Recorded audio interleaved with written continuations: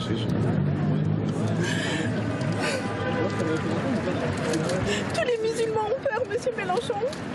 Il y a une ligne rouge qui a été franchie.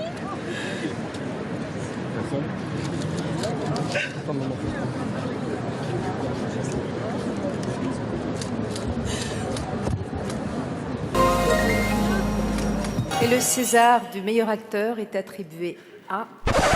Ce dont il est question, c'est d'abord, premièrement, de la sincérité de Jean-Luc Mélenchon.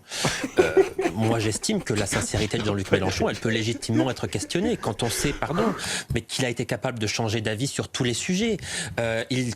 Il disait que le port du voile était un instrument religieux il y a 10 ans. Aujourd'hui, il défend le port du voile. Il y a 10 ans, il disait qu'il ne fallait pas importer en France le conflit israélo-palestinien. Aujourd'hui, c'est lui qui l'importe dans notre pays. Donc, il est capable de changer du tout au tout sur des sujets aussi importants uniquement par stratégie électorale. Donc oui, je le dis, effectivement, la sincérité, là, de l'émotion de Jean-Luc Mélenchon peut légitimement être questionnée. Ensuite, vous avez parlé de récupération. C'est un fait, c'est une récupération, naturellement. Pourquoi est-ce que c'est une récupération ? C'est une récupération parce qu'ils ont appelé à cette marche ou à ce rassemblement pour la mort d'Abou Bakar. Pourquoi pas ? Après tout, évidemment, la France est touchée, la France est émue. On peut ressentir le besoin de se rassembler. Ça n'est pas cela que je remets en cause.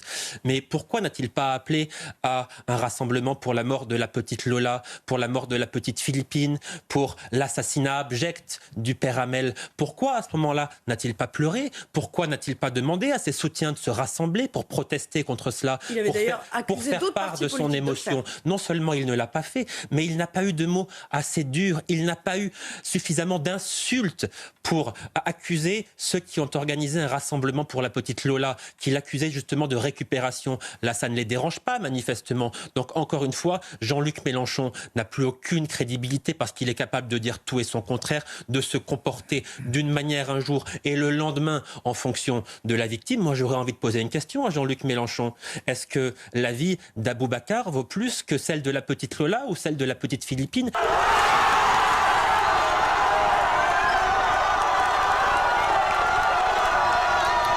Écoutez, manifestement, si j'en crois ces images et le rassemblement auquel nous avons assisté hier, la réponse est oui.